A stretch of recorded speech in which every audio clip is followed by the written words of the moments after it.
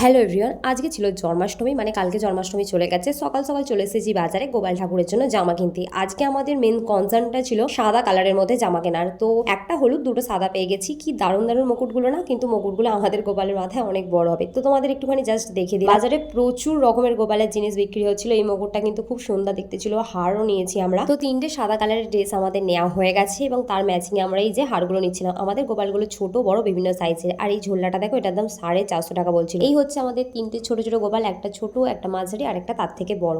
তো আমি আলপনার নকশাটা করে দিয়েছিলাম। এটা আমার ননদ আর এটা আমার হাজবেন্ড, এরা দুজনে মিলে নকশাটার উপর ভাবে আলপনা বসাচ্ছিল। আলপনাটা কি দারুণ ফুটেছে না। কাকিমা এবার সুন্দর করে খাবারগুলো গোপাল ঠাকুরকে সাজিয়ে দিচ্ছে, আর এখানে ভাই দোলনাটা সাজাচ্ছে, আর এখানে তালের বিভিন্ন খাবারগুলোকে সাজানো হচ্ছে। গোপাল ঠাকুরকে এবার বসানো হবে ঝোলনাতে। এই যে গোপাল ঠাকুরকে বসানো হয়ে গেছে, বড় গোপালটা উপরে বসবে আর ছোট গোপালগুলো নিচেতে বসানো হয়েছে। আমাদের বাড়ির গোপালকে কেমন সাজানো হয়েছে সেটা অবশ্যই কমেন্টে বলবে। চ্যানেলটা সাবস্ক্রাইব করে নিও। সকলকে বাই বাই।